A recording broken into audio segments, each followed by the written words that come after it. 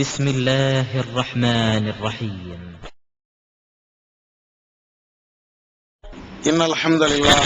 கண்ணியம் நிறைந்த இஸ்லாமிய சகோதரர்களே, தியாகத்தில் வளர்ந்த இஸ்லாம் என்ற தலைப்பிலே இஸ்லாம் குறித்த சில செய்திகளை உங்களோடு பகிர்ந்து கொள்ள வேண்டும் என்ற அடிப்படையிலே இந்த தலைப்பு தரப்பட்டிருக்கிறது. இந்த தலைப்பு தரப்படுவதற்கு ஒரு அடிப்படையான காரணமும் உண்டு. அது என்ன காரணம் என்றால், நாம் வாழுகின்ற இந்த சூழலில் இஸ்லாமியர்களாக ஏகத்துவாதிகளாக வாழக்கூடிய நாம் தியாகத்தினுடைய நிலைப்பாடுகளை சரியாக தெரியாதவர்கள். நாமும் தியாகத்தை மற்றவர்கள் செய்தது போன்று செய்யாதவர்கள். நாம் இஸ்லாத்தை ஏற்றுக்கொண்டிருக்கிறோம் என்றால் என்ன தியாகம் பண்ணி நம்ம இஸ்லாத்துக்கு வந்திருக்கிறோம்? ஏதாவது தியாகம் பண்ணிருப்போமா? ஒரு தியாகம் நாம பண்ணல. ஒரு தியாகமும் பண்ணல என்பது சும்மா கற்பனையான ஒரு வார்த்தையோடு நான் சொல்லவும் இல்லை. நம்முடைய தாய் தந்தையர்கள் அவர்கள் முஸ்லிம், நாம அந்த வழியில முஸ்லிமா வந்திருக்கிறோம். நம்முடைய உறவினர்கள் முஸ்லிம், அந்த அடிப்படையில் நாம முஸ்லிமா இருப்போம். நம்முடைய பெற்றோருடைய பெற்றோர்கள் முஸ்லிம், அந்த அடிப்படையில் முஸ்லிமா இருப்போம். இந்த ஏகத்துவத்தை ஏற்றுக்கொள்வதற்காக, ஏற்றுக்கொண்டதற்காக எந்த விதமான தியாகத்தையோ எந்த விதமான கஷ்டத்தையோ நாம் அனுபவிக்கவில்லை. சில நேரங்களில் இந்த இஸ்லாம் நமக்கு மதிப்பே தெரியாம போகுது. ஒரு பொருளை 1000 ரூபாய் 1000 திர்ஹம் கொடுத்து ஒரு பொருளை நாம் வாங்குறோம் என்றால் அந்த 1000 திர்ஹத்தை கஷ்டப்பட்டு உழைத்து வேர்வையை சிந்தி அந்த பொருளை நாம வாங்கினோம்னா கண்டிப்பாக அதுக்கு உண்டான மரியாதையை எந்த மனுஷனும் கொடுப்போம். அதே பொருள் மதிப்பு இல்லாம ஓசியில கிடைக்குதுன்னு வைங்களேன், போனா போட்டுமே இப்படித்தான் பயன்படுத்துவோம். எல்லாருடைய நிலையும் அதுதான். ஒரு பொருள் அதனுடைய மதிப்பு நமக்கு தெரிய வேண்டும் என்றால், அந்த பொருளுடைய மதிப்பு நமக்கு புரிய வேண்டும் என்றால், ஏதாவது ஒரு விதத்தில் அந்த பொருளை அடைவதற்கு ஏதாவது ஒரு தியாகம் பண்ணோம்னா கண்டிப்பா அதை மரியாதையாக மதிப்பாக வைப்போம். என்னைக்கு அந்த பொருளை அடைவதற்கு எந்த தியாகத்தை நாம செய்யவில்லையோ அந்த நேரத்தில் அந்த பொருளுடைய மதிப்போ மரியாதையோ அதை பாதுகாக்கக்கூடிய விதமோ நமக்கு தெரியாது. அதே மாதிரிதான் தியாகம் செய்யப்படாமல் நம்மிடத்தில் வந்திருக்கக்கூடிய இந்த இஸ்லாம், அதனுடைய நல்ல நிலை, அதனுடைய உண்மையான மதிப்பு நமக்கு தெரியல. இத புரிய வைக்கணுங்கிறதுக்கு தான் இஸ்லாம் தியாகத்தில் வளர்ந்த ஒரு மார்க்கம் என்ற தலைப்புல எனக்கு தந்திருக்கிறாங்க. முதல்ல இந்த இஸ்லாம் என்றைக்கு தோன்றியது, என்னென்ன தியாகத்தை எல்லாம் சந்தித்து வந்தது, இன்றைக்கு நாம என்ன தியாகத்தை செய்கிறோம், எந்த கோணத்தில் நாம பார்த்தா சில செய்திகளை கோர்வையாக சொல்ல முடியும். இஸ்லாம் என்பது ஆதி மனிதன், அதாவது நபி அவர்களிடத்தில் இருந்து வந்த ஒரு செய்தி அல்ல. ஆதம் நபி அவருடைய காலத்தில் இருந்தே வந்த ஒரு செய்தி தான் இந்த இஸ்லாம். இத முதல்ல நாம அடிப்படையிலே விளங்கணும். ஏன்னு கேட்டா, நம்மளே நிறைய பேர் இந்த இஸ்லாத்தை எப்படி விளங்கி இருக்கிறோம்னா, ரசூலா சொல்லியிருப்பாங்க, அல்லது மிஞ்சி மிஞ்சி போன ஒரு இப்ராஹிம் நபி சொல்லியிருப்பாங்க, ஒரு நூஹ் நபி தான் சொல்லியிருப்பாங்க, அதுக்கு முன்னால ஆதம் நபியுடைய காலகட்டத்தில் அல்லாஹ்னா யாருன்னே தெரியாது போல் இருக்குது அப்படிங்கிற மாதிரி நினைச்சிட்டு இருக்கிறோம். இஸ்லாம் என்ற இந்த மார்க்கம் முதல் மனிதராக, முதல் நபியாக இந்த உலகத்தில் வாழ்ந்த அந்த ஆதம் நபி அவர்கள்ட்ட இருந்து வந்துச்சு. என்றைக்கு இஸ்லாம் இந்த மண்ணிலே காலடி வைத்ததோ, முதல் மனிதர் இந்த இஸ்லாத்தை எடுத்து சொன்னாரோ, அன்றையில இருந்த இந்த தியாகமும் வந்துகிட்டே தான் இருக்குது. தியாகம் ரசூலுல்லாஹ்வுடைய காலத்தில் வரல. இந்த இஸ்லாத்தை போற்றி பாதுகாப்பது அல்லது அந்த இஸ்லாத்தை எடுத்து நடந்ததற்காக வேண்டி செய்த அந்த தியாகம் ஏதோ ரசூலுல்லாஹ்வுடைய காலத்திலேயோ, இப்ராஹிம் நபியுடைய காலத்திலேயோ, லூத் நபியுடைய காலத்திலேயோ, தாவூத் நபியுடைய காலத்திலேயோ, சுலைமான் நபியுடைய காலத்திலே வரல, அல்லது சஹாபாவுடைய காலத்திலே வரல. இந்த தியாகத்தினுடைய ஆரம்பத்தை நாம் எடுத்து பார்க்க வேண்டும் என்றால் ஆதம் நபியை எடுத்து பாருங்க. ஆதம் நபி அவர்களுக்கு பல குழந்தைகள் இருந்ததாக வரலாறுகளிலே நாம பார்க்கிறோம். அந்த நேரத்தில் முதல் மனுஷனுக்கு எப்படி எதிர்ப்பு வரும்? அவர்கள் சொன்னதான வேதம், அவங்க சொன்னதுதான சட்டம், அங்க என்ன தியாகம் பண்ணுவதற்கு என்ன வேலை இருக்குது அப்படின்னு நாம நினைக்கலாம். ஆனா திருக்குறான்ல அல்லாஹ் சொல்றான், அங்க இருந்தே தியாகம் வருது. எங்க இருந்து? ஆதம் நபி அவர்கள் தங்களுடைய பிள்ளைகளுக்குத்தான் இஸ்லாத்தை சொல்றாங்க. கடவுள் ஒருத்தன், அல்லாஹ் ஒருத்தன், அவனை மாத்திரம் தான் வணங்கணும், அவனுடைய சட்டத்திற்குத்தான் நாம கட்டுப்படணும், மனித சட்டத்திற்கோ மனிதனுடைய மனோ இச்சைகளுக்கோ நாம கட்டுப்படக்கூடாது என்ற அந்த ஏகத்துவ கொள்கையை தங்களுடைய பிள்ளைகளுக்கு, தன்னுடைய மனைவிமார்களுக்கு எல்லாத்துக்கும் அவங்க எடுத்து சொல்றாங்க. எடுத்து சொல்லுகின்ற அந்த நேரத்தில் வரலாறுகள் நம்மளுக்கெல்லாம் தெரிஞ்ச வரலாறு தான், ஞாபகப்படுத்துறதுக்காக சொல்லிக்கிறேன். எடுத்து சொன்ன அந்த நேரத்தில் ஆதம் நபி அவர்களுடைய ஒரு மகன் அந்த ஆதம் நபியை நிராகரிக்கிறார். இன்னொரு மகன் நான் அதை ஏத்துக்கிடுவேன், ஆதம் நபி நபி என்று நான் ஏத்துக்கிடுவேன், அல்லாஹ்வை கடவுள் என்று நான் ஏத்துக்கிடுவேன் என்ற இரண்டு நிலை அங்க உருவாகுது. ஆதமுடைய ஒரு பிள்ளைகள்ல, ஆதம் அலைஹிஸ்ஸலாம் அவருடைய பிள்ளைகள்ல ரெண்டு குரூப் உருவாகுது. முதல்ல அங்கே ரெண்டு குரூப். ஒரு குரூப் அல்லாஹ்வை நான் வணங்குவேன், அல்லாஹ்வை நான் ஏத்துக்கிடுவேன். இன்னொரு குரூப் நான் அதையெல்லாம் செய்ய மாட்டேன். இரண்டு குரூப் அங்க பிரிவாகி, இரண்டு குரூப் பிரிந்ததற்கு பின்னால நிலைமை என்ன? அல்லாஹ்வை அஞ்சியவர் அவரும் இருக்கிறார், அல்லாஹ்வை மறுத்தவரும் இருக்கிறார். அல்லாஹ்வை மறுத்தவர் சொல்றாரு, இன்னி உக்காத்திலு, நான் உன்னை கொலை பண்ணுவேன், உன்னை நான் கொலையே பண்ணி தீருவேன். அல்லாஹ்வை அஞ்சியவர் சொல்றாரு, மா அன பிபாசித்தி எதைய, என்னுடைய கலையை ஒன்பால் நான் நீட்ட கூட நான் மாட்டேன். ஒரு ஆள் என்ன சொல்றாரு? நிராகரித்தவரே, உன்னை நான் கொலை செய்தே தீர்வேன் என்று சொல்லுகிறார். அதே நேரத்தில் இன்னொரு ஆள் அல்லாஹ்வை ஏற்றவர் அவர் சொல்கிறாரு, நான் உன் பக்கம் என் கை கூட நீளாது. அப்படியே என்ன அர்த்தம்? கொலை பண்றது இல்ல, தொலைச்சு போறோம்டா, இப்படி கூட சொல்ல மாட்டேன். அதான் அர்த்தம். கொலை மிரட்டல் இருக்குதா இல்லையா, அதை கூட நான் செய்ய மாட்டேன். ஏன்? இன்னி அகாஃபுல்லாஹ ரப்பல் ஆலமீன், அகிலத்தார்களை எல்லாம் படைத்த அந்த ஏக இறைவனை நான் அஞ்சி நடக்கிறேன். எனவே உன்னை நான் கொலை மிரட்டல் கூட பண்ண மாட்டேன், நீ வேணும்னா என்ன கொலை பண்ணிட்டு போ, அல்லாஹ்விடத்தில் எனக்கு மதிப்பு இருக்குது என்று சொல்லி அந்த இஸ்லாத்துல ஏக இறைவனை மதிக்கக்கூடிய அந்த விஷயத்துல அல்லாஹ்வை ஏற்றுக்கொண்ட, அல்லாஹ்வை பயந்ததற்காக வேண்டி முதல் தியாகம் அவர் பண்ணார். முதல் தியாகமே ஆதமுடைய மகன் பண்ணாரு. எதுக்கு? காசுக்கா, சொத்துக்கா, வேற எதுக்காண்டி அவர் உயிர் கொடுத்தாரு? இன்னைக்கு காசுக்காண்டி தியாகம் பண்ண இருக்கிறான். காசை அடையணுங்கிறதுக்காக, ஒரு பெண்ணை அடைய வேண்டும் என்பதற்காண்டி தியாகம் பண்றான், வேற உலகத்துடைய இன்பங்களை அடைய வேண்டும் என்பதற்காண்டி தியாகம் பண்றான். முதல் மனிதர் ஆதமுடைய அந்த மகன், அல்லாஹ்வை நான் பயப்படுகிறேன், நீ என்ன நாள் பண்ணிக்க அப்படின்னு சொல்லி முதல் உயிர் பலி அவர் கொடுக்கிறார், அவர் தியாகம் பண்றார். அவர் செய்த அந்த தியாகம், முதல் கொலை செய்யப்பட்டாரே, அதுக்கு இஸ்லாம் ரெண்டு விதத்தில் சொல்லுது. இவர் செய்த தியாகம் அவருடைய உயிரை கொடுத்தது. இன்னொரு கோணத்தில் அது இஸ்லாம் சொல்லும், அவர் கொலை பண்ணார அந்த கொலை முதல் கொலை. எனவே உலகத்தில் இன்றளவும் ஒரு கொலை நடந்தால் அதனுடைய பாவத்தின் ஒரு பங்கு ஆதமுடைய மகனை சாரும் என்று நபி அவர்கள் சொல்றாங்க. ஒரு விதத்தில் பாவத்தில் அவர் கூட்டாளியா இருக்கிறார், இன்னொரு விதத்தில் ஆதமுடைய மகன் இந்த தியாகத்தினுடைய உச்சகட்ட கூட்டாளியாக அவர் இருக்கிறார்.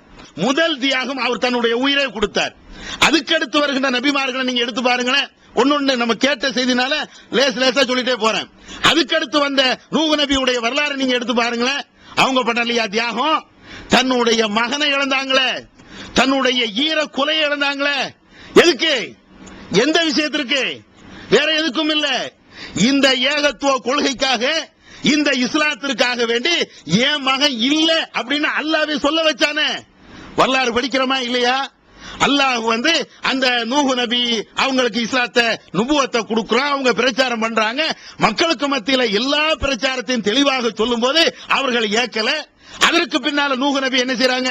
ரஹ்மான்ட்ட கையேந்துறாங்க, யா அல்லாஹ் இன்னி தாவத்து கௌமன் லைலம் வ நஹாரா, இந்த மக்களிடத்துல இரவும் பகலும் நான் பிரச்சாரம் பண்ணினேன், அவர்கள்ட்ட ரகசியமாவும் பிரச்சாரம் பண்ண, பகிரங்கமாவும் பிரச்சாரம் பண்ண.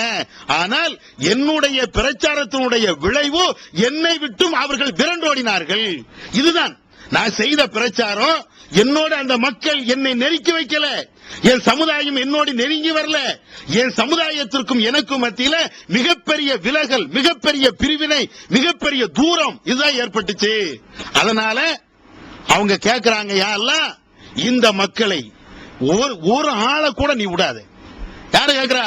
இந்த மக்கள்ல என்னை யாரெல்லாம் நிராகரிக்கிறார்களோ அவர்கள ஒருத்தனை கூட நீ விடாத. ஏன்?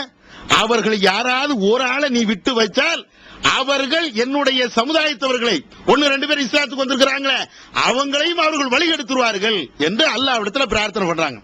பிரார்த்தனை பண்ணதுக்கு பின்னால அல்லாஹ் கப்பலை செய்ய சொல்றான். கப்பல்ல ஏறுறாங்க. அவங்களும் அவங்களோட சார்ந்த ஈமான் கொண்டவர்களும் உலகத்தில் இருக்கக்கூடிய ஜோடிகள் எல்லாத்தையும் அந்த கப்பல்ல ஏத்தியாச்சு.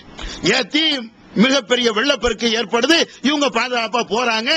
அந்த வெள்ளப்பெருக்கில் கப்பலில் இருக்கின்ற அந்த நேரத்தில் தான் தன்னுடைய மகனை பார்த்து கேட்கிறாங்க, யாபுனைய மகனே, பாப்பா இருக்கமான என்னோடு ஏறிக்கொள் அப்படின்னு சொல்லி தன்னுடைய மகன் பெத்த பாசத்துல அவர் பேசுகிறார். என்னோடு நீ சேர்ந்து ஏறிக்கப்பா அப்படின்னு சொன்ன உடனே மகன் சொல்றாரு, இல்ல நீ போ, நீ வழிகட்ட கூட்டத்தில் இருக்கிற, நான் சரியான வழியில இருக்கிறேன். இந்த வெள்ளம் என்ன, இன்னும் பெரிய வெள்ளம் வந்தாலும் அந்த மலை இருக்குத அதுல மேல ஏறிக்கிடுவேன். அப்பமும் அவங்க நூஹ் நபி சொல்றாங்க, எப்பா நீ சாதாரண வெள்ளம் நினைக்கிற, இது சாதாரணமா மழை வெள்ளம் கிடையாது, அது யாரையும் விட்டு வைக்காது, நீ வந்துரு அப்படின்னு கேட்கிறாரு. உடனே அவன் தான் கேட்கலையே, புள்ள கேட்கலையே, காபிருடைய மனம் அப்படித்தானே இருக்கும். உடனே அல்லாஹ்ட்ட துஆ செய்றாங்க. யாரு? நூஹ் நபி கேட்கிறாங்க, யா அல்லாஹ், எனக்கு ஒரு நீ வாக்குறுதி கொடுத்தாயே, என்னுடைய குடும்பத்தார்களை யாரையும் நான் இழிவுபடுத்த மாட்டேன் என்று நீ வாக்குறுதி கொடுத்தாயே, இப்ப என் புள்ள அநியாயமா கிடக்கிறான், வேற மாதிரி இருக்கிறான், அவனுக்கு நீ ஏதாவது ஒரு நல்ல வழியை காட்டு, அவரை காப்பாத்து அப்படின்னு சொல்லும் போதுதான் அல்லாஹ் உடனே அறிவிக்கிறான், இன்னஹு லைஸ மின் அஹ்லிக், நூஹே அவர் ஓம் புள்ள கிடையாது.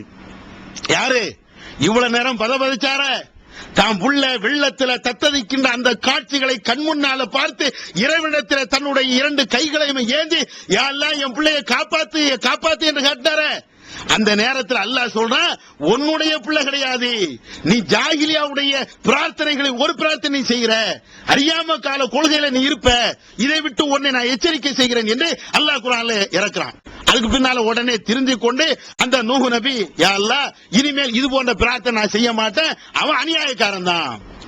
செய்ய முடியுமா? இப்படி பிள்ளையை இழந்தமா?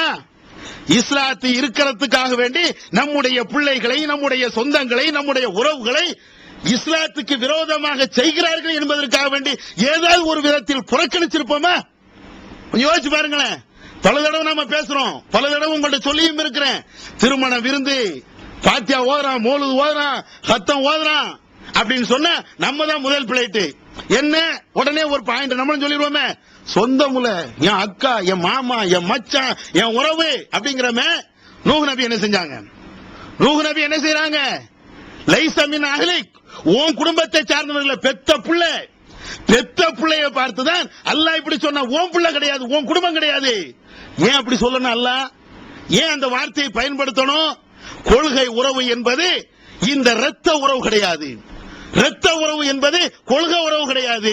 கொள்கை உறவு என்பது ஒன்ன மாதிரி யாரெல்லாம் ஈமான் கொண்டு இருப்பார்களோ, உன்னை மாதிரி யாரெல்லாம் இஸ்லாத்தில் இருக்கிறார்களோ, ஏகத்துவத்தில் இருக்கிறார்களோ, அவர்கள் தான் உன்னை சார்ந்த, உன்னுடைய குடும்பத்தை சார்ந்தவர்கள்.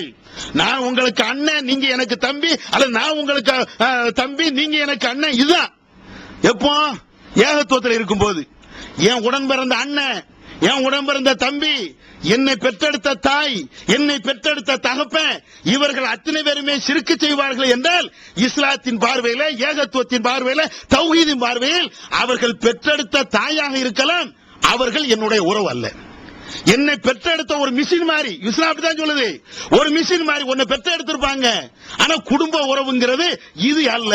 குடும்ப உறவுங்கிறது இப்படி வரணும் என்று இந்த நூஹ் நபி அந்த தியாகத்தை நம்ம காட்டியிருக்கிறாங்க. எத்தனை பேர் செஞ்சிருக்கிறோம்? நாம இப்படி தியாகம் பண்ணி நாம வளர்ந்து இருந்தோம்னா நம்மள்ட்ட இன்றைக்கு இந்த ஏகத்துவ கொள்கை அப்படியே நிக்கும், உயர்ந்து நிக்கும். நாம அதை செய்யல. அதுக்கடுத்து ஒவ்வொரு இறை தூதரா நீங்க பார்த்துட்டே வாருங்களேன். எந்த இறை தூதரும், சில இறை தூதர்கள் தன்னுடைய மனைவியை இழந்திருப்பாங்க, சில இறை தூதர்கள் தன்னுடைய பிள்ளைகளை இழந்திருப்பாங்க, சில இறை தூதர்கள் தன்னுடைய சொந்தங்களை இழந்திருப்பாங்க, சில இறை தூதர்கள் தன்னுடைய ஊரை இழந்திருப்பாங்க, சில இறை தூதர்கள் தங்களுக்கு இருந்த சொத்து சுகம் அந்த அத்தனை வசதி வாய்ப்புகளை இழந்திருப்பாங்க. எந்த இறை தூதர் இந்த இஸ்லாத்தை வளருவதற்காக வேண்டி, அந்த இஸ்லாத்தை உயர்த்துவதற்காக வேண்டி பாடுபடாத, தியாகம் செய்யாத ஒரு ஆளை காட்ட முடியுமா? நபிகள் நாயகம் ஸல்லல்லாஹு அலைஹி வஸல்லம் அவர்களிடத்துல சாதி எங்கக்கூடிய நபி தோழர் அவர்கள் கேட்கிறார்கள், அல்லாஹ்வின் தூதரே, தியாகத்துல மிகச்சிறந்தவர்கள் யார்?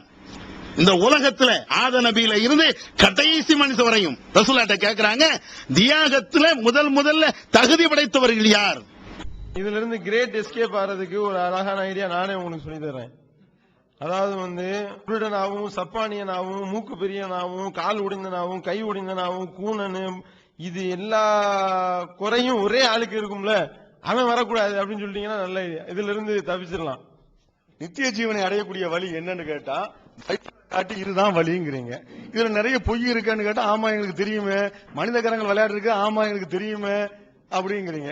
அடுக்கடுக்கான கேள்வி கணைகளுக்கு அமைதி காத்த பாதிரியார்கள், படிக்க முடியாத பைபிள் வசனங்கள், கிறிஸ்தவர்களை திணற வைத்த விவாதம் ஒரு டிவிடியாக விலை ரூபாய் 30 மட்டுமே, கொரியர் செலவு தனி.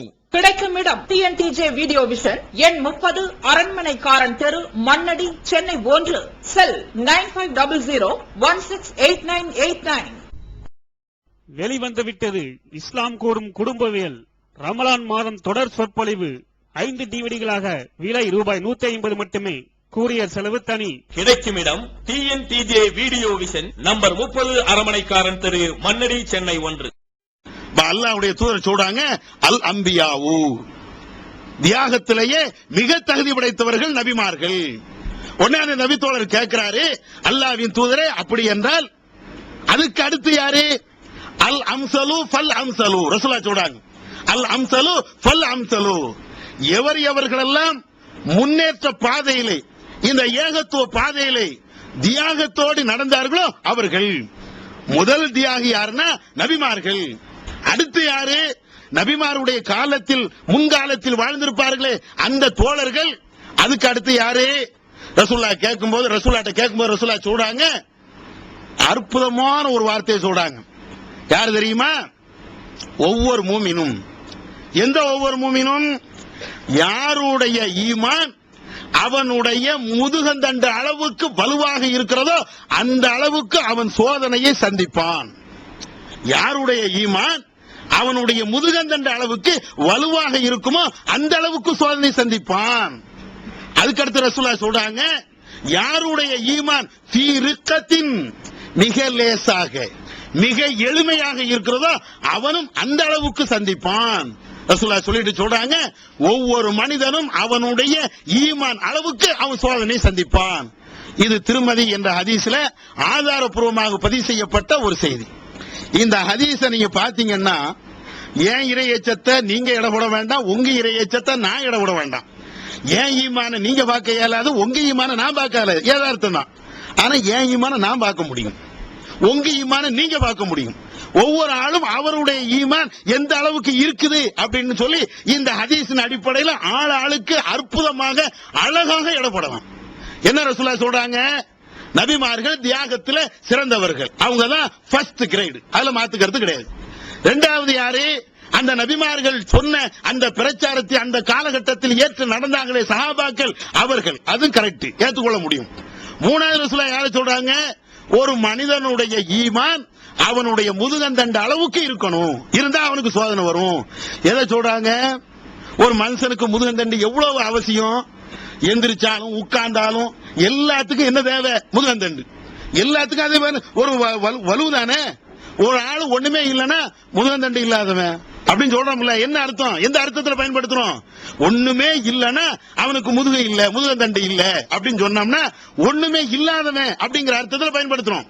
ரசூலுல்லாஹ் சொல்றாங்க, ஒரு மனுஷனுக்கு முதுகந்தண்டு எவ்வளவு அவசியமோ, அந்த ஸ்பைனல் கார்டு ஒரு மனுஷனுக்கு எவ்வளவு அவசியமோ, அதே மாதிரி அவனுடைய உள்ளத்தில் ஈமானை வைத்திருப்பான் என்றால் அந்த அளவுக்கு அவன் சோதனை செய்யப்படுவான். இதை இப்பமே அப்படியே பாருங்க, வேற எங்கேயும் போக வேண்டாம், நம்ம குடும்பத்துல பாருங்க, உங்க குடும்பத்துல, என் குடும்பத்துல, ஒவ்வொரு ஆளும் பாருங்க, நம்ம ஈமான் எப்படி இருக்கு, நம்ம இடம் ஓட்டலாம்ல எப்படின்னு பாருங்களேன். வீட்டுல பாத்தியா ஓதுறாங்க, வீட்டுல நம்ம வீட்டுல பாத்தியா ஓதுறாங்க. பாத்தியா ஓதுன உடனே உச்சகட்ட ஈமான் இருக்கும்ல, அவர் என்ன செய்வாரு? ஓதக்கூடாது, ஓதக்கூடாது. அங்க உள்ள அம்மா வாப்பவும் நான் அப்படித்தான் ஓதுவேன், ஓதக்கூடாது, அப்படித்தான் ஓதுவேன், இல்லன்னா தட்டையத்துக்கு வெளியேறுவேன் சொல்லுவோம்ல. இது எப்ப சொல்ல முடியும்? ஈமான் நல்ல உறுதியா இருந்தா, ஸ்ட்ராங்கா இருந்தா. வீட்டில் நடக்கக்கூடிய அந்த தீமையை நான் எதிர்ப்பேன். என் வீட்டுல மோலுது வரக்கூடாது, என் வீட்டுல பாத்தியா வரக்கூடாது, என் வீட்டுல கத்தம் வரக்கூடாது, என் வீட்டுல வரதட்சணை வரக்கூடாது, என் வீட்டுல இது போன்ற எந்த அனாச்சாரமான நிலைப்பாடுகளும் இருக்கக்கூடாது அப்படின்னு சொல்லி நான் பேசுகிறேன் என்றால் அங்க ஈமான் ஓரளவு இருக்குதுன்னு அர்த்தம். இப்படி இருந்தா அதோடு பேருமா? பேசணும்னா முடியுமா? அம்மாக்காரி வருவா, வந்தவொடனே முதல்ல சொல்லுவாங்க, டே உன்னை எப்படிலாம் வளர்த்தண்டா, இவ்வளவு வளர்த்தன, நெய் ஊத்துன, பால் ஊத்துன, தாய்ப்பால் கொடுத்தன, நீ சின்ன பிள்ளைல அழுவும் போது உனக்கு அதை வாங்கி தந்தன, இதை வாங்கி தந்தன அப்படின்னு சொல்லி அந்த சென்டிமெண்டல்ல என்னென்ன இருக்குதோ எல்லாத்தையும் சொல்லிடுவாங்க. ஒரு மாதிரியா ஈமான் இருக்குதுன்னு வைங்களேன், ஆமாமா என்னமா செய்யா அப்படின்னு இறங்கிடும்.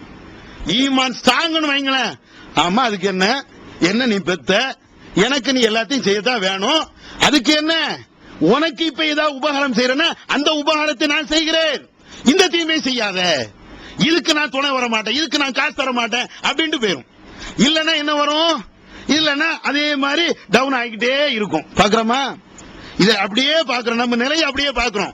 ரசூலுல்லாஹ் அதான் அழகா சொல்றாங்க, முதுகந்தண்ட அளவிற்கு உனக்கு ஈமான் இருக்கும்னா உறவு வரட்டும், அண்ணன் வரட்டும், மாமா வரட்டும், மச்சா வரட்டும், அத்தனை பேர் வரட்டும், ஊரே எதிர்க்கட்டுமே, அவ்வளவு தெளிவா இருக்கிறோம்ல. சில ஊர்களுடைய நிகழ்ச்சிகளை நீங்க பார்த்தா உங்களுக்கு தெரியும், ஒரு மனுஷன் ஒருத்தன் இருந்து கொண்டு அந்த ஊரையே கடுமையாக எதிர்த்து நிக்கிறான். சில இடங்கள்ல நான் மட்டும் தானப்பா இருக்கிறேன், தௌஹீத்வாதி என் ஊர்ல நான் ஒருத்தன் தான், என்ன செய்ய முடியும், என்ன அர்த்தம், அப்படி இறங்கி இருக்குன்னு அர்த்தம், சார்ஜ் பவர் இல்லன்னு அர்த்தம். ஒருத்தன் இருக்கிறான், அவன் என்ன செய்யறான், ஊர் ஜமாத் வரட்டும், போலீஸ் ஸ்டேஷன் வரட்டும், கோர்ட் வரட்டும், நான் சந்திக்க தயார். என்ன நான் என்ன விபச்சாரமா பண்ணிட்டேன், நான் என்ன திருட்டா பண்ணிட்டேன், யாருக்கும் யாருடைய காசையும் மோசடி பண்ணிட்டேனா, நான் என்ன பண்ண, நான் கரெக்டா தானே இருக்கிறேன் அப்படிங்கிறான். எங்கனாலும் கூப்பிடப்பா, நான் வாரேன், எங்கனாலும் நான் கூப்பிட, என் மேல தப்பு இல்ல, அல்லாஹ் ரசூலை பின்பற்றுறேன், இதுல என்ன தப்பு இருக்குது அப்படின்னு பேசினால் அது முதுகந்தண்டுன்னு அர்த்தம். அந்த ஈமான் ஃபுல் சார்ஜ்ல இருக்குதுன்னு அர்த்தம். அப்படியா, ஊர் எதுக்குதா, அந்த பள்ளியாசலுக்கு போவாத, விரல ஆட்டுனா கைய ஒடிச்சிருவான், ஆமாப்பா நல்ல அளப்பு சொன்னேன், போய் கை வேற போகுது அப்படிங்கிறான். எத்தனை பேர் பள்ளியாசலுக்கு போகாம இருக்கிறோம்? போய் பிரச்சனை முடிஞ்சா சமாளிக்கணும், அது வேற விஷயம், அது தனியா வருவோம். இதற்காக வேண்டிய பள்ளிவாசலுக்கு போகாம பள்ளிவாசல் பக்கத்துல தலை வச்சு கூட படுக்காம இருக்கிறாள் எத்தனை பேரு? நம்ம ஊர்ல இந்த ஏகத்துவத்தை ஏற்றுக்கொண்ட நாம பேசாம இருக்கக்கூடிய ஆட்கள் நம்மள எத்தனை பேரு? பேசினா பிரச்சனை வந்துரும்ல. மாமி வீட்டுக்கு போவோம், மச்சான் வீட்டுக்கு போவோம், அண்ணன் வீட்டுக்கு போவோம், நல்லா இருக்கியா எல்லாத்தையும் கேட்போம், தௌஹீதை மட்டும் சொல்லாம அப்படியே நைஸா வந்துருவோம், நல்லா இருக்கியா, நல்லா இருக்கேன் டாட்டா இப்படின்ட்டு வரோம்ல. இதெல்லாம் என்ன அர்த்தம் அந்த ஹதீஸின் அடிப்படையில்? ஒஃபி ரிக்கா லேஸ், அப்படி பட்டும் படாமலும் விளங்கிக்கணும். இதெல்லாம் என்ன நிலைய, பட்டும் படாமலும் போனா போட்டும், இந்த கடையில போய் கொத்தமல்லி வாங்கிட்டு வர மாதிரி போனா போட்டும் அப்படிங்கிற மாதிரி நிலையில இருக்கிறோம். அப்ப நபிகள் நாயகம் ஸல்லல்லாஹு அலைஹி வஸல்லம் அவர்கள் நம்முடைய ஈமானை சோதிப்பதற்காக வேண்டி அல்லாஹ் இவ்வளவு துன்பத்தையும் தருவான். நபிமார்களுக்கு அல்லாஹ் கொடுத்தார், நபி தோழர்களுக்கு அல்லாஹ் கொடுத்தார், ஒவ்வொரு மூமின்களுக்கும் இந்த தியாகம் செய்ய வேண்டும் என்ற அடிப்படையில் அல்லாஹ் கொடுத்தான். இது நபிமார்களுக்கு அல்லாஹ் கொடுத்த ஒரு நிலை. அதே மாதிரி நீங்க பாத்தீங்கன்னா எல்லா நபிமாருடைய வரலாறையும் சொல்லிட்டே இருக்க முடியாது, உங்களுக்கு தெரியும். ரசூலுல்லாஹ்வுடைய காலத்திலேயும் சில வரலாறுகளை சொன்னாதான் இந்த நேரத்துக்குள்ள முடிக்க முடியும். நபியுடைய காலத்தில் நீங்க பாருங்க, நபிகள் நாயகம் ஸல்லல்லாஹு அலைஹி வஸல்லம் அவர்கள் இதே ஏகத்துவத்தை சொல்லும் போது அவர்கள் நபிகள் நாயகம் ஸல்லல்லாஹு அலைஹி வஸல்லம் அவர்கள் மாத்திரம் பட்ட கஷ்டம் என்ன தெரியுமா? என்ன கஷ்டப்பட்டாங்க தெரியுமா? எப்போ ஆரம்ப காலகட்டத்தில், ஆரம்பம் என்ன, மதீனாவுக்கு வந்ததற்கு பின்னாலேயும் பல வருடங்கள் அவங்க கஷ்டம் தான் பட்டாங்க இந்த ஏகத்துவத்தை சொன்னதுக்காக வேண்டி. நபிகள் நாயகம் ஸல்லல்லாஹு அலைஹி வஸல்லம் அவர்களிடத்துல கேள்விப்பட்டிருப்பீங்கன்னு நினைக்கிறேன், அன்னை ஆயிஷா ரலியல்லாஹு தஆலா அன்ஹா அவங்க கேட்கறாங்க, அல்லாஹ்வின் தூதரே நீங்க பட்ட கஷ்டத்திலேயே மிக மிக மிக மிக உச்சகட்டமான கஷ்டம் எது? ரசூலுல்லாஹ்ட்ட கேட்கறாங்க, நீங்க பட்ட எவ்வளவோ தியாகம் பண்ணி இருக்கிறீங்க, அதிலேயே நீங்க பட்ட கஷ்டத்திலே உச்சகட்ட கஷ்டம் எது? அப்ப ரசூலுல்லாஹ் சொல்றாங்க, ஆயிஷா நாயகி அதுக்கு கேட்டுட்டு சொல்றாங்க, உஹதுல பட்டீங்களா அதை சொல்லிடாதீங்க. ஆயிஷா நாயகி சொல்ற, உஹதுல உங்களுக்கு ஒரு கஷ்டம் ஏற்பட்டுச்சு அதை சொல்லிடாதீங்க, அது எனக்கு தெரியும். வேற என்னமா கேட்கிற? உஹதுல பட்ட கஷ்டத்தை விட, உஹதில் பட்ட துன்பத்தை விட இன்னொரு துன்பம் நீங்க பட்டிருப்பீங்களே அதை சொல்லுங்க. அப்போ ரசூலுல்லாஹ் அப்படியே விவரிக்கிறாங்க.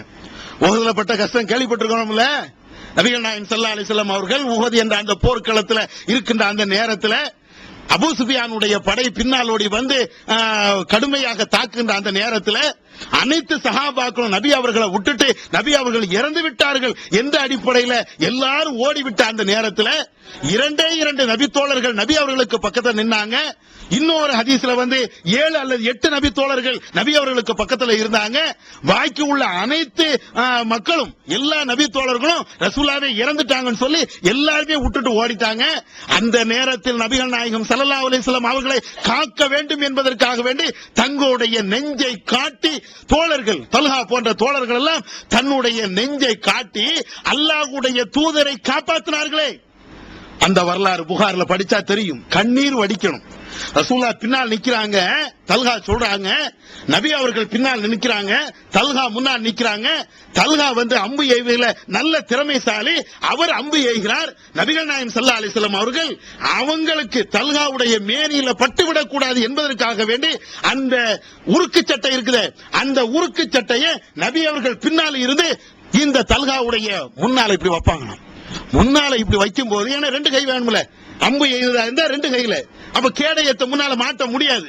தல்ஹா இப்படி எரிஞ்சிட்டு இருக்கும் போது நபி அவர்கள் கேடயத்தை கொண்டு தல்ஹா முன்னால இப்படி வைப்பாங்களாம். இப்படி வைக்கும் போது தல்ஹா அந்த நேரத்தில் சொல்றாங்க ரசூலாவை பார்த்து, அல்லாஹ்வின் தூதரே, நீங்கள் உங்களுடைய முகத்தை கொஞ்சம் அப்படி திருப்பிக்கிடுங்க, எதிரிகளுடைய அம்பு நேராக பாய்கிறது, நீங்க உங்களுடைய முகத்தை நீங்க உள்ள திருப்புங்க, உங்களுடைய நெஞ்சு பகுதியை என் பின்னால் நீங்க வச்சுக்கிடுங்க, எந்த அம்புகள் எதிரிடம் இருந்து வந்தாலும் அது என்னுடைய நெஞ்சை தைக்கட்டும். ஏன் சொன்னாங்க தெரியுமா? இந்த தல்ஹா அம்பு எய்யும் போது நபி அவர்கள் தல்ஹாவுக்கு பின்னால் நின்று கொண்டு அந்த அம்பு கரெக்டான இடத்தில் போய் சேர்கிறதா என்று ரசூல் அப்படி உத்து பார்ப்பாங்க, பின்னால் நின்று கொண்டு உத்து பார்ப்பாங்க. அப்ப தல்ஹா சொல்றாங்க, நீங்க பின்னால் போங்க யார சொல்லலாம். அந்த ஹதீஸ்ல வருது, தல்ஹாவுடைய உடம்புல அவர் இறக்கல, கடைசி வரையும் நின்னாரு. அவருடைய உடம்புல மாத்திரம் ஏறத்தாழ 70க்கும் மேற்பட்ட இடங்கள்ல அம்பு தச்சுதான். ஒரு முள்ளு நம்முடைய காலில் தச்சுதுன்னா அதை எடுக்கிறதுக்கு நாம படுகிற அந்த பாடு இருக்குது. நவீன காலத்துல எவ்வளவோ ஆயுதங்கள், எத்தனையோ மயக்க மருந்துகள் அத்தனையும் வந்தாலும் நான் பிழைச்சிருவானா ஒரு முள்ளு தச்சதுக்கு, ஒரு முள்ளு குத்துனதுக்கு. அல்லாஹ்வின் தூதரே, உங்களுடைய முகங்கள் உங்களுடைய தலை கோரையாக ஆக்கப்பட்டதே, வேதனையில் துடித்தீர்களே, எதிரிகளை சபித்தீர்களே, அதை நான் கேட்கல. யார சொல்லலாம்? அந்த சம்பவத்தை உங்கள்கிட்ட நான் கேட்கல. இதை விட கொடுமையான ஒரு சம்பவம் எங்கேயா நடந்துச்சா? கேட்கும் போது நபிகள் நாயகம் ஸல்லல்லாஹு அலைஹி வஸல்லம் சொல்றாங்க, ஆமாம்மா நடந்துச்சு. ஓதுல நான் பட்ட வேதனையை விட, நான் பட்ட அந்த கஷ்டத்தை விட இன்னொரு நேரத்தில் எனக்கு கொடுமையான சம்பவம் நடந்துச்சு. அப்படியே அல்லாஹ்வுடைய தூதர் அப்படியே அந்த சம்பவத்தை விவரிக்கிறாங்க. என்ன சொல்றாங்க தெரியுமா? மக்காவில் ஆரம்ப காலகட்டத்திலே நான் இதே இடத்திலே மக்காவிலே பிரச்சாரம் செய்கிற அந்த நேரத்திலே எனக்கு அடி உத, பள்ளிவாசலுக்கு போனா தொழ முடியாது, ஒட்டகத்தினுடைய குடலை தான் போடுவாங்க, எல்லாரும் ஏனமா சிரிப்பாங்க. இந்த நேரத்தில் மக்காவில் நம்முடைய பிரச்சாரம் எடுபடவில்லை என்பதற்காக வேண்டி தாயிப் என்ற அந்த இடத்துக்கு நான் போனேன். தெருக்களிலே நடக்கின்ற அந்த நேரத்தில் எனக்கு என்ன நடக்குன்னு தெரியல. ஒரு சத்தம், யா முஹம்மத் அப்படின்னு ஒரு சத்தம் வருது. ஒரு மாதிரியா நான் இந்த சைடு திரும்பி பார்க்கிறேன், யாரும் இல்ல. இன்னொரு சத்தம் வருது, இந்த சைடு திரும்பி பார்க்கிறேன், யாருமே இல்ல. முன்னாலையும் பார்க்கிறேன், பின்னாலையும் பார்க்கிறேன், யாருமே இல்ல. அதே தெருவில் நான் நடக்கிறேன். மீண்டும் அதே சத்தம் வந்த உடனே சத்தம் வந்த திசையை நோக்கி அப்பதான் பார்க்கிறேன். அது எங்க சத்தம் வரனே தெரியல, ஏதோ ஒரு மாதிரி தானே போறாங்க, என்ன நடக்குனே தெரியலையே. அப்படி போகும்போது வானத்தை நோக்கி பார்த்தேன். ஹிரா குகையில ஒருவர் வந்தாரே, அதே ஜிப்ரீல் அலைஹிஸ்ஸலாம் அவர்கள் வானத்திற்கும் பூமிக்கும் மத்தியிலே அவர்களுடைய தோற்றத்தில் இருந்தார்கள். அந்த நேரத்தில் என்னிடத்தில் கேட்டார்கள், உங்களுக்கு ஏற்பட்ட இந்த வேதனையை அல்லாஹ் உணர்ந்து விட்டான், அல்லாஹ்வுக்கு தெரியும். இப்பொழுது 2 மலக்குமார்களை, மலைகளை கையாளுகின்ற 2 மலக்குமார்களை அல்லாஹ் நியமிச்சிருக்கிறார். நீங்க சொல்லுங்க, இதோ இருக்கக்கூடிய இந்த மலையை தூக்கி இந்த தாயிப் மக்களை அழிக்கலாம் என்று நீங்கள் சொன்னால் அதற்கு ரெடியாக இருக்கிறான். அப்ப அல்லாஹ்வுடைய தூதர் சொன்ன வார்த்தை என்ன தெரியுமா? வேண்டாம் வேண்டாம், இன்னஹும் கௌமுன் லா யஅலமூன். இந்த சமுதாயம் தெரியாத ஒரு சமுதாயம், புரியாத ஒரு சமுதாயம், ஏகத்துவத்தினுடைய மதிப்பை விளங்காத ஒரு சமுதாயம். ஆனால் இவருடைய சந்ததிகள் இருக்கிறார்களே, அவர்கள் இனிமேல் இஸ்லாத்துக்கு வரலாம். நீங்க அழித்தால், இவர்களை ஒன்றுமில்லாமல் நீங்கள் ஆக்கிவிட்டால் யார் வருவா? அதனால இவர்களை நீங்கள் அழிக்க வேண்டாம். வேண்டாம், அல்லாஹ் என்ன போதுமானவன், மன்னிக்கிறதுக்கு போதுமானவன் அப்படின்னு சொல்லிட்டு அங்கே போனாங்க. இந்த சம்பவத்தை ஆயிஷாவிடத்தில் ரசூலுல்லாஹ் சொல்றாங்க. இது புகாரி, முஸ்லிம், திருமதி எல்லா கிதாபிலும் இந்த ஹதீஸை பார்க்கலாம். இஸ்லாத்தை குர்ஆன் மற்றும் ஹதீஸ் வாயிலாக அறிந்திட அழகிய இணையதளமான onlinepj.com என்ற இணையதளத்திலிருந்து எடுக்கப்பட்ட இஸ்லாம், அரசியல் மற்றும் சமூக கேள்விகளுக்கான பதில்களின் ஒரு தொகுப்பு. கொள்கை விளக்கம், தொழுகை, நோன்பு, ஜக்காத், ஹஜ், அரசியல் மற்றும் பொதுவான பதில்கள் உள்ளிட்ட சுமார் 300 கேள்விகளுக்கான பதில்கள் அடங்கிய இந்த புத்தகத்தின் விலை ரூபாய் 150 மட்டுமே. தமிழ்நாடு தௌஹீத் ஜமாத்தின் புதிய வெளியீடு, மாதம் ஒரு பிரசுரம், கட்டுரைகளின் தொகுப்பு, விலை ரூபாய் 120 மட்டும். கிடைக்கும் இடம் TNTJ வீடியோ விஷன், எண் 30, அரண்மனைக்காரன் தெரு, மண்ணடி, சென்னை 1. செல் 9500168989. இப்போது புத்தம் புது வடிவில் பல சிறப்பம்சங்களுடன் onlinepj.com மற்றும் tntj.net இணையதளங்கள். என்ன தியாகம் பண்ணிட்டோம்? ரசூலுல்லாஹ் பண்ணாங்களே, அடிச்சது கூட அவங்களுக்கு பெரிய வேதனை இல்லையா? அடிச்சது, ரத்தம் வடிந்தது, அது கூட வேதனை இல்லையா? இன்னொரு ஆளுக்கு இஸ்லாத்தை சொல்லி அவர் மறுத்தாரே, அதுதான் எனக்கு பெரிய வேதனை. நம்ம எத்தனை பேருக்கு இஸ்லாத்தை சொன்னோம்? எத்தனை பேருக்கு இஸ்லாத்தை சொன்ன யோசிச்சு பாருங்க. ரசூலுல்லாஹ் வேதனைப்பட்டாங்க, நம்ம வேதனையா? மாராசன் நல்ல அளப்புப்பா, வராம போயிட்டானோ, பேச முடியாத ஒரு நிலை ஏற்பட்டுச்சு, ரொம்ப நல்லது அப்படின்னு நினைக்கும். ஆனா ரசூலுல்லாஹ் சொல்லி, ஏகத்துவத்தை சொல்லி, அதனால் ஏற்பட்ட அந்த விளைவுகளை நினைச்சு அவங்க யோசிக்கிறாங்க. எத்தனை சம்பவங்கள், ஒன்னா ரெண்டா? நபியுடைய காலகட்டத்தில், ஆரம்ப காலகட்ட வரலாறு, அபூதர் கிஃபாரியுடைய வரலாறு கேள்விப்பட்டிருக்கீங்களா? அந்த அபூதர் கிஃபாரி போன்ற நபி தோழர்கள் எல்லாம் செய்த அந்த தியாகம், அவர்கள் செய்த அந்த தியாகம் லேசான சொல்ல முடியாங்க. அந்த உண்மையிலேயே நாம நம்முடைய தியாகத்தை வளர்க்கணும்னா அல்லது தியாகத்தை செய்யணும்னா குறைஞ்ச வச்சு இந்த நபி தோழர்கள் நபியுடைய காலகட்டத்தில், நபி தோழர்கள் நபியுடைய காலகட்டத்தை செய்திருப்பாங்களே, அந்த தியாகத்தை கொஞ்சம் படிச்சு பாருங்க, கண்ணீர் வடிக்கும். நம்மெல்லாம் இதெல்லாம் சாத்தியமா நடந்திருக்குமா? கற்பனை வந்திருக்குமா? அவ்வளவு தியாகத்தை அவங்க செஞ்சாங்க. அபூதர் கிஃபாரி வெளிநாட்டை சார்ந்த ஒருவர், அவர் இஸ்லாத்தை சொல்லக்கூடிய ஒருவர் மக்காவில் இருக்கிறார் என்று கேள்விப்படுகிறார். சுருக்கமா சொல்லிடுறேன். அதுக்கு பின்னாலே இந்த கிஃபாரி என்பவர் சொல்றாரு, அபூதர் கிஃபாரி சொல்றாங்க, தன்னுடைய சகோதரரை மக்காவுக்கு அனுப்பி, நாம கேள்விப்பட்டோமே மக்காவில் முகமது ஒரு ஆள் இருக்கிறார், இஸ்லாத்தை பேசுறார் அப்படின்னு கேள்விப்பட்டோமே, அவர் தொழ வேண்டும் என்று சொல்லுகிறார், கடவுள் ஒருத்தன் என்று சொல்லுகிறார், சொந்த பந்தங்களை எல்லாம் சேர்ந்து வாழணும்னு பேசுறாரு, அது உண்மைதானா போய் பார்த்துட்டு வாங்க. தன்னுடைய சகோதரர் அனுப்பி வைக்கிறார். அவர் வாராரு, மக்காவில் தங்குறாரு, அங்க உள்ள விவகாரத்தை எல்லாம் பார்க்கிறாரு. முகமது ஒரு ஆள் இந்த செய்தி எல்லாம் சொல்றது உண்மைதான், இது எல்லா செய்தியும் சேகரிச்சுட்டு திரும்பவும் போய் தன்னுடைய சகோதரர் அபூதர் கிஃபாரிட்ட சொல்றாரு, ஆமா இப்படி ஒரு ஆள் சொல்றது உண்மை, எல்லாம் உண்மைதான். உடனே அபூதர் கிஃபாரி அவர்கள் யாரையுமே பார்க்காம தன்னுடைய நாட்டை விட்டு, இன்னைக்கு மாதிரி பிளைட் கிடையாது, அன்னைக்கு எல்லாம் ஒட்டகம் அல்லது இந்த குதிரை தானே, வாராங்க, பயணமாகி மக்காவுக்கு வாராங்க, காபாவில் தங்குறாங்க. காபாவில் தங்குனா அவரை ஏறெடுத்து பார்ப்பதற்கு அங்க நாதி இல்ல. ஏன்னா அன்னைக்கு எல்லாம் முஸ்ரிக்குடைய ஆட்சி, புதுசா ஒரு ஆள் வந்தா கூட உபசரிக்கிறதுக்குன்னு அங்க யாருமே இல்ல. யாரா இஸ்லாத்துக்கு வந்தாச்சுன்னா அடிப்பாங்க, அது மட்டும் தான் இருந்துச்சு தவிர உபசரிக்கிறதுன்னா கிடையாது. ஏறத்தாழ ஒரு மாச காலம் அந்த காபாவில் தங்குறாங்க. யதார்த்தமாக அந்த பள்ளிவாசலுக்கு அலி இப்னு அபி தாலிப் அலி ரலியல்லாஹு தஆலா அன்ஹு வராங்க, வந்து கேட்கறாங்க, புதுசா ஒரு முகம் இருக்குது அப்படின்னு சொல்லிட்டு அவங்கள்ட்ட பக்கத்துல என்னப்பா உனக்கு எந்த ஊரு, என்ன விஷயம் கேட்டவுடனே அவங்க சொல்றாங்க, எனக்கு இந்த நாடு, என் பேர் அபூதர், என்னுடைய குடும்ப பேரு கிஃபாரி, நான் வந்திருக்கிறேன், இந்த முகமதுன்னு ஒரு ஆள் இருக்கிறாரு, அவரை சந்திக்கத்தான் நான் வந்தேன்.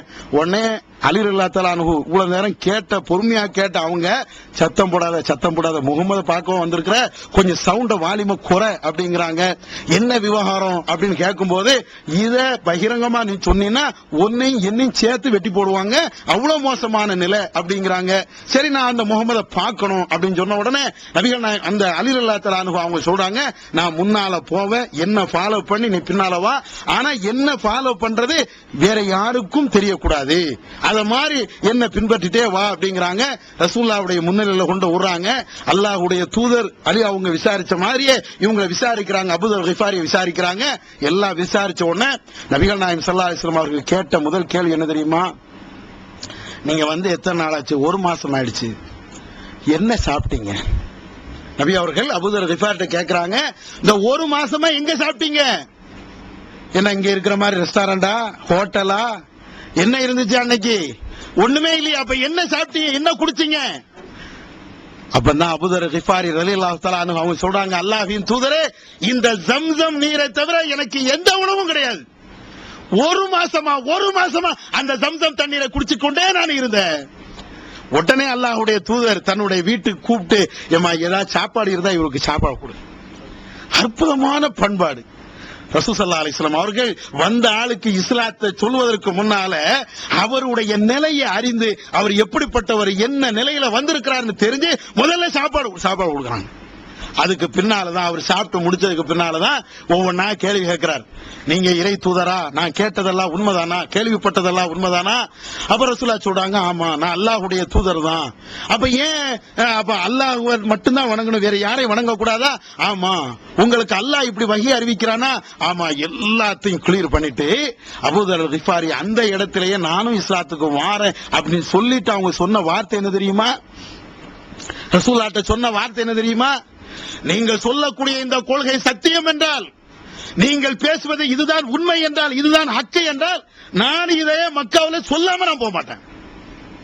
அப்ப ரசூலுல்லாஹ் சொல்றாங்க, எப்பா நீ வெளியூரு, இந்த ஊரை பத்தி உனக்கு தெரியாது, இஸ்லாம் என்றாலேயே வெட்டுவாங்க, கொடுமைப்படுத்துவாங்க, நீ வெளியூருக்கார, நீ போயிருப்பா, ஒரு சந்தர்ப்பம் வரும், ஒரு சூழல் வரும், அந்த சூழலை நீ இஸ்லாத்தை சொல்லிக்க. அபூதர் கிஃபாரி திரும்ப ரசூலுல்லாஹ்ட்ட கேக்குறாங்க, உங்களுக்கு அல்லாஹ்ட்ட இருந்து வஹி வருதுல? ஆமா வருது. கடவுள் ஒருத்தங்கிறதுல உண்மைதானே? ஆமா அது உண்மைதான். அப்ப ஏன் நான் சொல்லக்கூடாது? அல்லாஹ் ஒருத்தன் என்று ஏன் நான் பேசக்கூடாது? இல்லப்பா ஊர் நிலைமை சரியில்லை, நான் பேசுவேன். ரசூலுல்லாஹ் தடுத்து பார்த்தாங்க, முடியல. அபூதர் கிஃபாரி நேரா எந்த காபாவுல படுத்து இருந்தார்களோ, ஒரு மாசமா தங்கி இருந்தார்களோ அதே காபாவுக்கு முன்னாலே போறாங்க. லா இலாஹா இல்லல்லாஹ் முஹம்மது ரசூலுல்லாஹ் சொன்ன உடனே மக்காவே திரண்டு நின்னு அபூதர் கிஃபாரி அடிக்குது. இன்னைக்கு மாதிரி கிடையாது. இன்னைக்கு ஹியூமன் ரைட்ஸ் இருக்குது. உலகத்தில் எந்த மனுஷன் எந்த இடத்தில் பாதிக்கப்பட்டாலும் மனித உரிமை ஆணையத்தின் மூலமாக நமக்கு இழைக்கப்பட்ட அநீதியை கேட்பதற்கு ஒரு உரிமை இருக்குது. அன்னைக்கு என்ன ஹியூமன் ரைட்ஸ் இருந்துச்சு? யாரு பேச முடியும்? அபூஜஹலை எதிர்த்து யாராவது பேச முடியுமா? உத்பாவை எதிர்த்து யாராவது குரல் கொடுக்க முடியுமா? அத்தனை பேரும் சேர்ந்து ஒரு மனுஷனை அடிக்கிறாங்க. அப்படியே ஏற்கனவே ஒரு மாசமா சாப்பிடாம ஜம்சம் தண்ணீரை குடிச்சு இப்பதான் சாப்பிட்டுட்டு வந்து இருக்கிறாரு. அவருக்கு அடி. அந்த சாப்பாடு சீரணமானா தானே ஏதாவது எனர்ஜி உடலுக்கு போவோம். அப்படியே விடுறாங்க, விட்டுட்டு எல்லாம் போயிட்டாங்க. அடுத்த நாள் திரும்ப எந்திரிக்கிறாங்க அபூதர் கிஃபாரி, அதே பேச்சு, அதே லா இலாஹா இல்லல்லாஹ் முஹம்மது ரசூலுல்லாஹ், திரும்பவும் அடி. மூன்றாம் நாள் வராங்க, வந்து அதே மாதிரி பேசுறாங்க, அதே மாதிரி அடிக்கிறாங்க. கீழே விழுந்த உடனே மக்கத்து குறைசிகள்னா சொல்றாங்க, டே நேத்தும் அடிச்ச, இன்னைக்கும் அடிச்ச, 3 நாளா அடிச்சிட்டு இருக்கிறிய, அவன் எந்த ஊருக்காரன்னு பாடுறா அப்படிங்கிறாங்க. எந்த ஊரு அவன் விசாரி, யாரு? எல்லாரும் சேர்ந்து நின்று அடிக்கிறீங்களே அப்படின்னா, ரிஃபாரி என்ற கோத்திரத்தை சார்ந்தவர். ரிஃபாரி கோத்திரத்தை சார்ந்த எழுப்புட ஆள விடு, அடிக்காத. ஏன் தெரியுமா? அவங்க சொல்றாங்க காபிர்கள், இந்த ரிஃபாரி என்ற இந்த இனத்தை சார்ந்தவர்கள், நாம் சிரியாவுக்கு வியாபாரத்துக்கு போவோமே, அந்த வழியில தான் இவங்க ஊரே இருக்குது. யார் ஊரு? இந்த ரிஃபாரி என்ற இந்த கோத்திரம். ஏன்னா அன்னைக்கு குடும்ப வரி நிறைய இருக்கும். ரசூலாவே நிறைய இடங்கள்ல அடிபடாம இருந்ததுக்கு அவங்களுடைய குடும்ப பாரம்பரியம் தான். அதே மாதிரி இவங்க சொல்றாங்க, ரிஃபாரி என்ற கோத்திரத்தை சார்ந்த ஆளு அப்படின்னு சொன்னா, இவர் நாம வியாபாரம் பண்ண போகக்கூடிய இடத்துல இருக்கக்கூடிய ஒரு ஆளு. அப்ப அந்த இடத்துல நாம இவரை கொன்னுட்டோன்னு வைங்க, அந்த வழியாக நாம வியாபாரத்துக்கு போக முடியாது. நம்மள இவருடைய குடும்பத்தார்கள் போட்டு சாச்சிருவாங்க. விடு. மனித நேயம்லாம் கிடையாது, சுயநலம். நம்ம வியாபாரத்துக்கு போக முடியாது, வர முடியாது, இப்படிங்கிற கூடிய சுயநலம். கடைசி வரை சொல்லிட்டே இருந்தார். இவங்க அடிச்சாலும் உதைச்சாலும் கடைசி வரையும் அதே வார்த்தை, திரும்ப திரும்ப அதே லா இலாஹா இல்லல்லாஹ். என்ன செய்ய முடிஞ்சு? இதுதான தியாகம். இப்படி இஸ்லாத்துக்கு வந்திருக்கிறோமா? என்னைக்காவது அடி வாங்கி இருக்கிறோமா? உதவி வாங்கி இருக்கிறோமா? இந்த ஏகத்துவத்தை ஏற்றுக்கொண்டதற்காக வேண்டி ஒரு வேர்வை சிந்திருப்போமா? யோசிச்சு பாருங்க. நமக்கு ஏசி, நம்மளுக்கு ஃபேனு, அது நான் தப்புன்னு சொல்லல. தியாகம் என்ன பண்ணிட்டோம்? அதான் நம்ம கேட்கிறது. இருக்கக்கூடிய வசதிகளை இஸ்லாம் பயன்படுத்துவது ஹராம்னு சொல்லல, இருக்கக்கூடிய வசதிகளை எல்லாத்தையும் பயன்படுத்தலாம், தப்பு கிடையாது. ஆனால் இந்த ஏகத்துவத்திற்காக வேண்டி நாம செய்த தியாகம் என்ன, அல்லது இனிமேல் நாம செய்ய போகக்கூடிய தியாகம் என்ன? இந்த அடிப்படையில் 1-2 சம்பவத்தை சொல்லியிருக்கிறேன். இன்னைக்கு நடக்கக்கூடிய சில தியாகத்தை நீங்க கேள்விப்பட்டு தான் ஆகணும், கேட்கணும். இது நபி அவருடைய காலத்திலே நடந்த தியாகங்கள், அதற்கு முன்னால் நடந்த தியாகங்கள். உலகம் முடிகிற வரையும் இதே போன்று தியாகம் செய்கின்ற பரம்பரை இருந்தே தீரும். நான் சொல்லல, நபிகள் நாயகம் ஸல்லல்லாஹு அலைஹி வஸல்லம் அவங்க சொல்றாங்க, பத அல் இஸ்லாமு கரீபா வஸயஊது கரீபா கமா பத தூபா லில் குரபா. முஸ்லிம்ல வருது. ரசூலுல்லாஹ் சொல்றாங்க, இந்த இஸ்லாம் என்பது நூதனமாக புதுமையாக தோற்றுவிக்கப்பட்ட ஒரு மார்க்கம், புதுமையாத்தான் வரும் அப்படின்னு சொல்ற ரசூலுல்லாஹ் சொல்றாங்க. ஒரு நேரத்தில் இதே புதுமையான மார்க்கம் புதுமையாகத்தான் வரும். அந்த நேரத்தில் இந்த இஸ்லாத்தை அதனுடைய தூய வடிவத்தில் இந்த ஏகத்துவ கொள்கையை ஒரு சமுதாயம் சொல்லிக் கொண்டே இருக்கும்.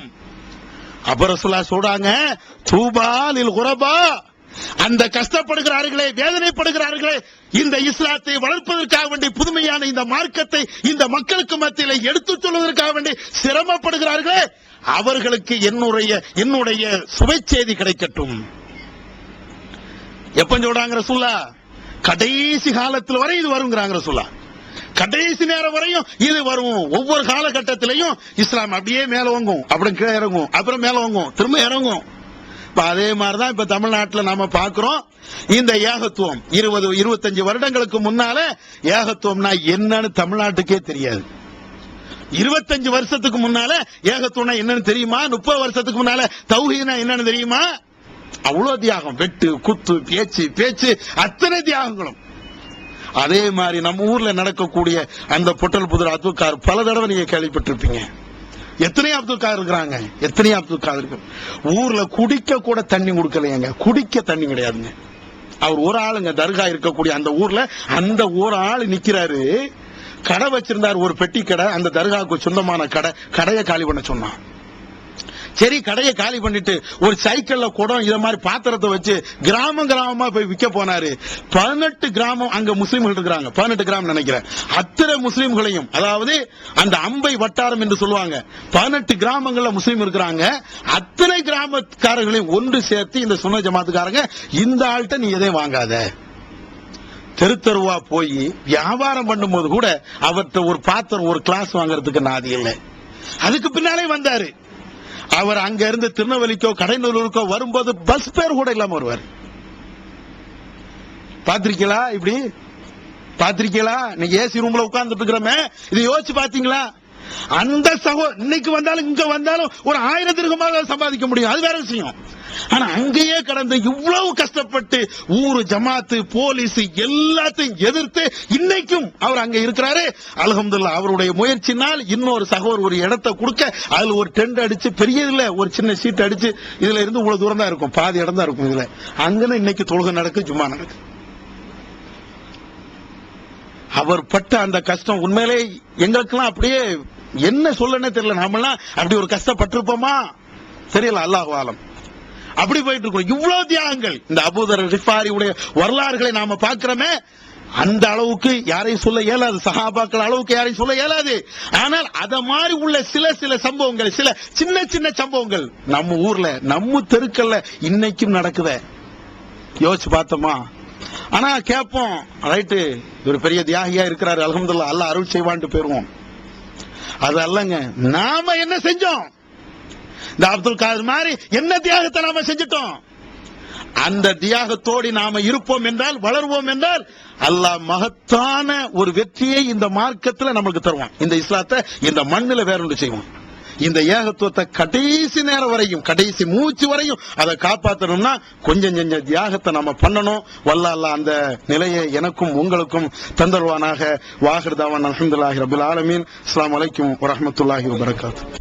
தமிழ்நாடு தௌஹீத் ஜமாஅத்தின் அரும் பணிகள் தொலைபேசி மற்றும் கடிதங்கள் மூலம் விளக்கம் பெற தனி ஏற்பாடு. குடும்ப பிரச்சனைகளுக்கு தீர்வு காண ஷரியத் தீர்ப்பாயங்கள், இலவச திருமண தகவல் திட்டம், முதியோர் ஆதரவு இல்லம், சிறார்களுக்கான அனாதை இல்லம், சத்தியத்தை நிலைநாட்டிட பல்வேறு விவாதங்கள், அடக்குமுறைக்கு எதிரான போராட்டங்கள், முஸ்லிம் சமுதாயத்திற்கு இடஒதுக்கீட்டை பெற்றுத்தந்த உரிமை போராட்டங்கள், வறுமை மற்றும் கடன்களில் சிக்கி தவிக்கும் மக்களை மீட்டெடுக்க ஜகாத் நிதியை திரட்டி உரியவர்களுக்கு உதவுதல், வட்டியில்லா கடனுதவி திட்டங்கள், இது போன்ற இன்னும் ஏராளமான பணிகளை செய்து வரும் தமிழ்நாடு தௌஹீத் ஜமாத் எந்த வெளிநாட்டு அரசிடமிருந்தோ அல்லது எந்த வெளிநாட்டு நிறுவனங்களிடமிருந்தோ உதவிகளை பெறுவதில்லை என்பதை கொள்கையாக கொண்டுள்ளது. எனவே மறுமையில் மகத்தான கூலியை பெற்றுத்தரும் இந்த அரிய பணிக்கு உங்களது ஜகாத் மற்றும் நன்கொடைகளை வாரி வழங்குவீர். உங்களது நன்கொடைகளை டிடியாகவோ செக்காகவோ மணி ஆர்டராகவோ அனுப்பலாம். டிடி அனுப்புபவர்கள் தமிழ்நாடு தௌஹீத் ஜமாத் வங்கி கணக்கு எண் 7882748227 இந்தியன் வங்கி மண்ணடி கிளை என்ற பெயரில் எடுத்து அனுப்ப வேண்டிய முகவரி தமிழ்நாடு தௌஹீத் ஜமாத் மாநில தலைமையகம் 30 அரண்மனைக்காரன் தெரு மண்ணடி சென்னை 1. போன் 044252152226. Allah